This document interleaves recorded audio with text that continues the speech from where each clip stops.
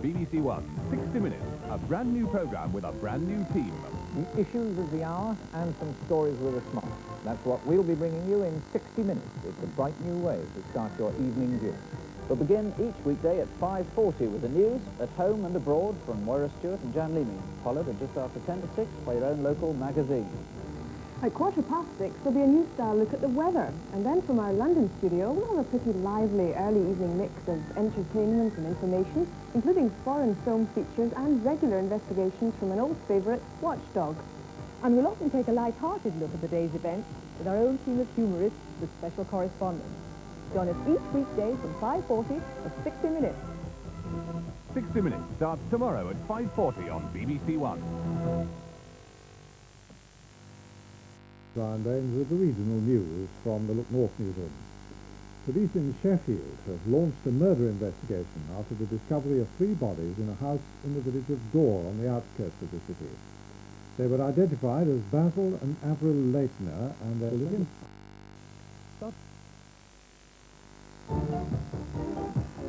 Good evening. It Look North tonight. A murder hunt in Sheffield after 3 people were found dead at a house in the suburb of Dore just hours after attending a family wedding. Plus, the latest move to reinstate Jeff Boycott into the Yorkshire cricket team. That's tonight's Look North with Julie Stamper at just about 5 to 6. This is BBC One.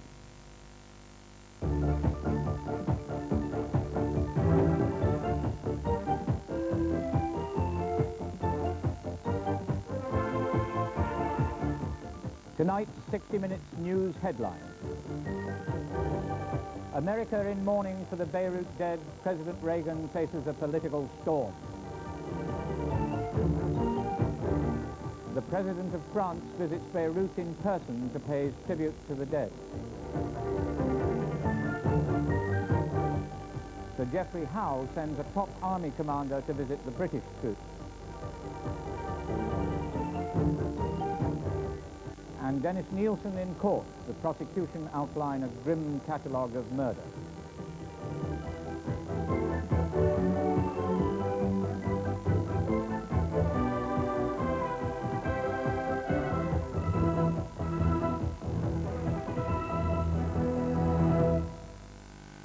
Good evening, and welcome to the first edition of 60 Minutes, the programme that aims to bring you the news and the issues of the hour at 5:40 every night from Monday to Friday. We hope that you'll find this the brightest way to start your evening's viewing, an essential 60 minutes from across the world and around the country. And with me to present the stories to make you think and those to make you smile, there'll be Sally Magnuson, Beverly Anderson, Sarah Kennedy and Nick Ross. Hello, and in our first 60 minutes, the tears and the agony in America after the huge bombs in Beirut, and the fear in British homes about what could happen next, and the extraordinary story of the test tube vets and the donkey that's about to give birth to a zebra. We start, of course, with the latest dramatic story that's been unfolding in the Middle East. Here's Moira. Salvage teams in Beirut have continued the grim search through the wreckage of the American and French bases, now with virtually no hope of finding survivors. Thank you, Moira. Now, a word about the shape of each evening's programme. After the news, just before 5 to 6, we'll go to your own regional magazines for the local stories of the day. Then at about 6:15, the weather from our own 60-minute satellite weather station. After that, our nicely mixed of issues and entertainment. Tonight, the reaction in America to the massacre in Beirut, and the birth expected at the zoo, which may save endangered species. Then, at about 6:39, the closing headlines. Nick. So now, your regional stories, and among the major ones for 60 Minutes, from Belfast, the part-time soldier gunned down in an IRA ambush. From Glasgow, news of a dramatic multi-million-pound tax investigation. From the south, the ex-football manager who had to pay to see his own team at play at Brighton and Hove Albion.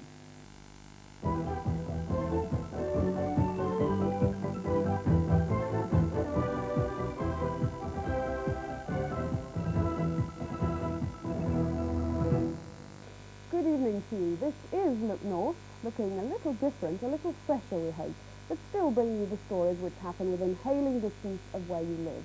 John Thirlwell joins me and the team this evening for this first Look North in 60 Minutes. So to our main stories this Monday evening.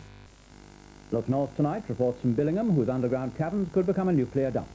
Arthur Scargill, visiting Easington Colliery, tells us why he believes his men will fight this wages battle. Among the school holiday activities, we find a basketball teach-in with the Northern Stars, and tonight we meet the North Star Weight Watcher, Avril Minikin. Look North at about 8 minutes to 6. The last cliffhanging episode of Dallas.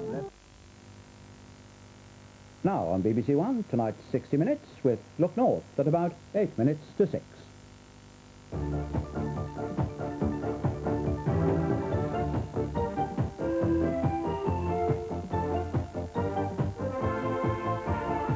Tonight's 60-minute headlines. The American Navy leads an invasion of Grenada. Heavy fighting and casualties are reported. Dennis Healey accuses the Foreign Secretary over the invasion. How much did he know? Edward Heath denies that he's ever featured in pornographic photographs, as was alleged in court. And a gas explosion in Aberdeen has killed 5 people.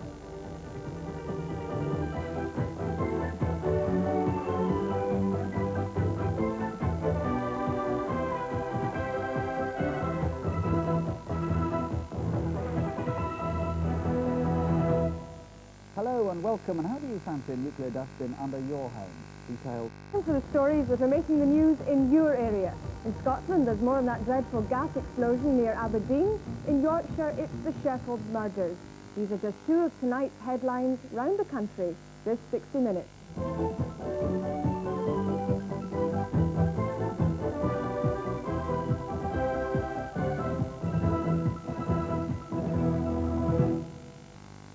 Good evening. The top story in Look North tonight is the growing row of a nuclear dumping in Cleveland. The government announced... 1.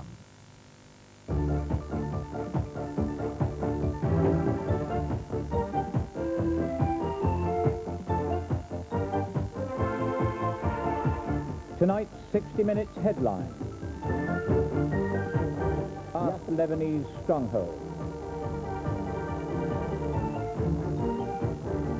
Dr. Robert Jones out on police bail while inquiries continue into his wife's murder. For Britain's 1/4...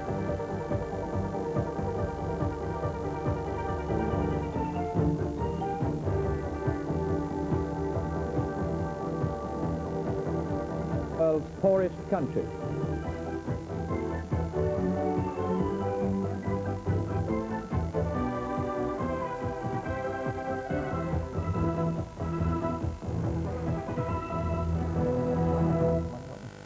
Good evening and welcome to 60 Minutes. Among our reports tonight, the Chancellor.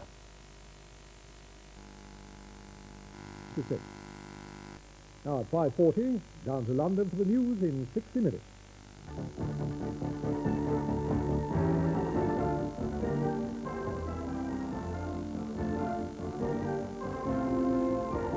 Tonight's 60 Minutes headlines. The Liverpool sextuplets weave the first television pictures.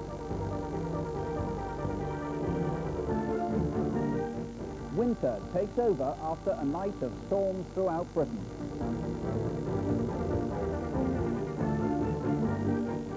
Freed by the Syrians, the US airmen shot down over Lebanon. And reunited with his father, the Yorkshire boy who ran away to London.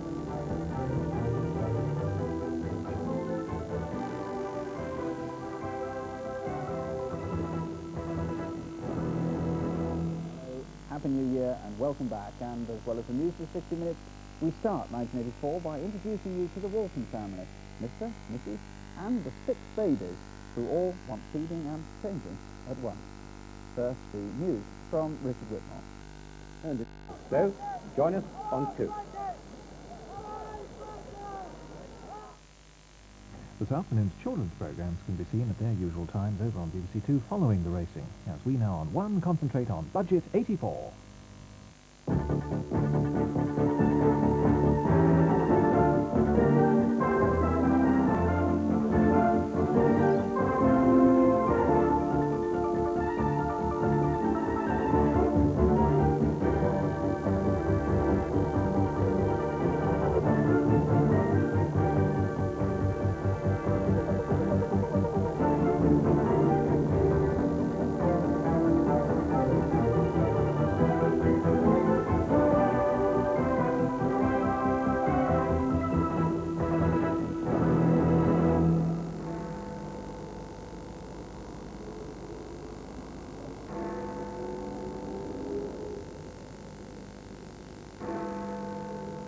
Good afternoon and welcome to the 60 Minutes Budget Special. Just after 3 o'clock and in a bit over half an hour from now we'll be hearing the first budget of this new Parliament from the man who took over from Sir Geoffrey Howe as Chancellor after the June election, Nigel Lawson. If you haven't been down to London recently or seen the Palace of Westminster, it may come as a bit of a surprise. Big Ben on the left is in bandages while they clean it up. It was looking like a sort of Middle Ages fortification until a few months ago. They've begun to remove some of the packaging now. But anyway, down there in the House of Commons, the chamber's already packed. MPs, many of whom were up all night anyway, crammed into every aisle and on the steps, particularly on the government side. Of course, there are many more government MPs than opposition, and they're waiting for Prime Minister's questions, first of all, the normal parliamentary business, and then for the budget statement. Outside number 11 Downing Street, next door to number 10, the home of the Chancellor of the Exchequer. Photographers waiting there in the cold afternoon air of this March day to catch the traditional picture that they can almost take in their sleep by now of the Chancellor coming out of the doorway and holding his battered Gladstone budget box up in the air. His children watching from the top of number 11 there to catch a sight of the photographers. We'll be back there when he comes down the steps of number 11 into his car and off on his journey to the House of Commons. And we're in the city. The tower you recognise, the modern buildings around it that now constitute the City of London, some of them rather less beautiful than the buildings that were there before. And there dealers and analysts have spent many weeks poring over the possible courses the Chancellor may set today, working out how they'd be affected by them. And now today they wait with their calculators and their computers and their ready reckoners, earning their honest bob, to see what real effect the Chancellor's proposals will have on the pound sterling and more particularly on the prospects of business, companies and industry in Britain. Now later on this afternoon we'll be hearing from this building you may have seen before, the Aston Science Park, one of those areas where new or high tech is being encouraged, where people see the future all in terms of computers and electronics. What effect do they think this budget may have on that future and on jobs at the turn of the century, but also, more important perhaps for many people, what effect is it going to have in that area of the West Midlands on immediate prospects for growth and employment? And then, as ever, we're down at the Old Bull and Bush. Well, it's not actually the Old Bull and Bush, and I won't give its name, but it's a London pub where drinkers and smokers, on whom the Chancellor's malevolent eye always falls, will be hearing their reaction to news that may well be worse for the beer drinkers there in the picture than for the wine drinkers if the reports about this budget are correct. And from the petrol pumps, another place where prices tend to go up with a leap on budget day, we'll be no doubt hearing a few motorists' grumblings as well later on. Well, the answers to these questions are at present known only to the Chancellor of the Exchequer, to the members of the Cabinet who heard them this morning, to his close advisers in the Treasury, as we wait for Nigel Lawson to come down on this, his big day, his first budget. And with his wife, Therese, and an advisor behind, comes down the steps of number 11 and goes out to face the waiting crowd. And it's a big day for him, a man who began his political life as a journalist, political journalist, pausing for the first time for a snack.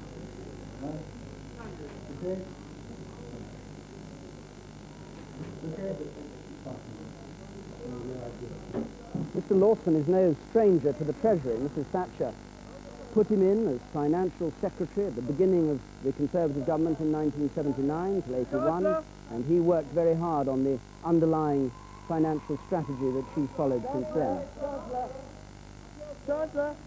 Giving a wave to his children above. Mark Lennox Boyd, his parliamentary private secretary on the left there with spectacles.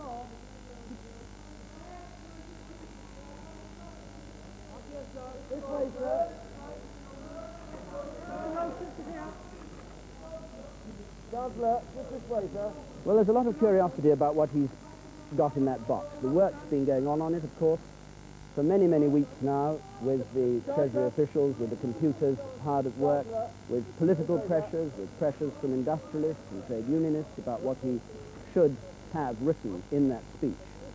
He has a reputation for being a radical, Many years ago, when he worked on the Sunday Telegraph, he wrote that Selwyn Lloyd, when he became Chancellor, should recast the whole structure of the tax system, but he may find that as Chancellor, that's perhaps rather easier said than done.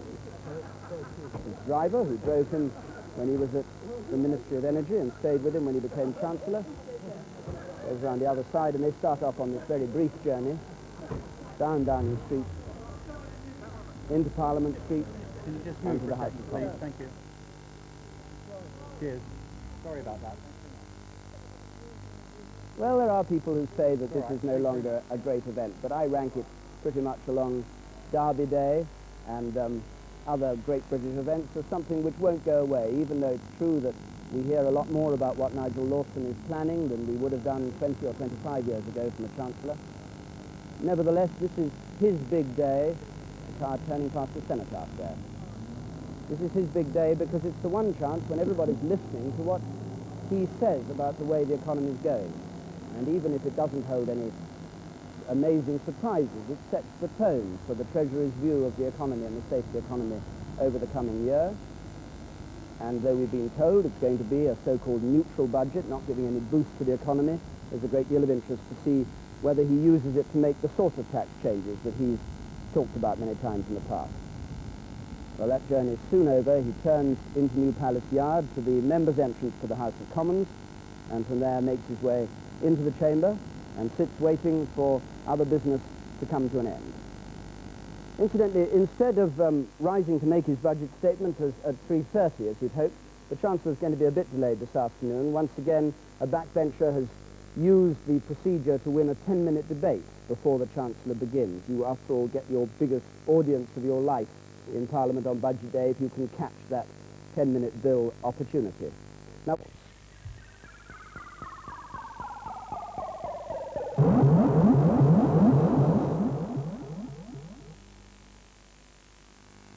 Good evening. In Look North tonight, how safe is green top milk?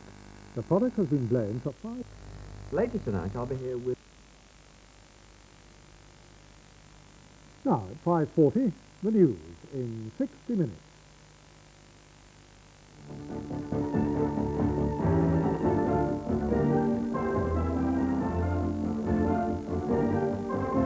Tonight's 60 Minutes headlines. Not guilty, the airman in the Mata Hari spy trial.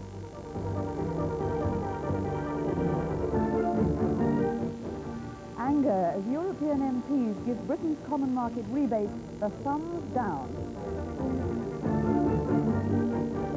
James Mason, for 40 years one of Britain's outstanding actors, is dead. And a train that burned its way through the drought-stricken southwest.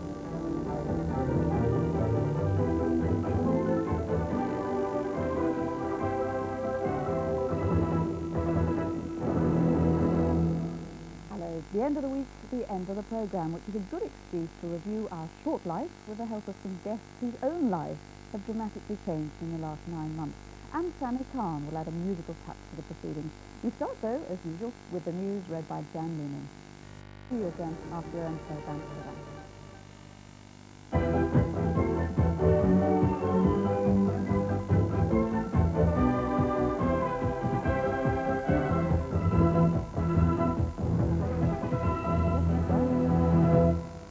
Good evening. Look North is on the move tonight by car, coach and water. Thanks, Jan. And now a special treat to close with. Sammy Khan, who's written, what haven't you written, Sammy? Come Fly With Me, High Hope, Thoroughly Modern Millie, 3 Coins in the Fountain, Rule Britannia, 3 Blind Men. We haven't got time. We haven't got time for that.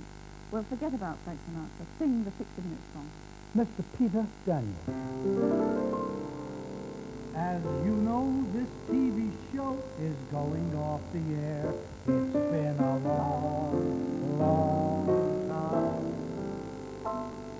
With its news and with its views and sports for fans who care, it's been a long, long time. Heroes like Julia Miles and Sammy Khan with couplets. We even showed the birth of those sextuplets. Hikes and bikes and fires and strikes, with Sarah sitting there. It's been a long, long time. But they got Sammy Khan a lot. But thanks to BBC, you'll still be in sight. Sarah, Sally Ross, permissibly, we all say ta-ta and kissably, and so it go to old 60 with cast and crew tonight.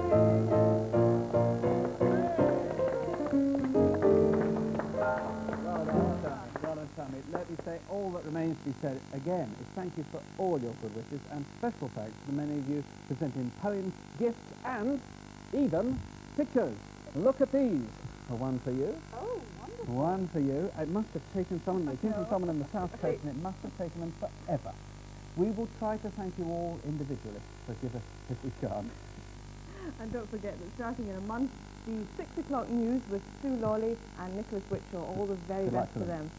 And that is truly all that we've got for you. Thank you for sharing the last 9 months with us. And sadly, it's not au revoir. It really is goodbye. Bye-bye. Play us out, Peter. It's been a magnificent day.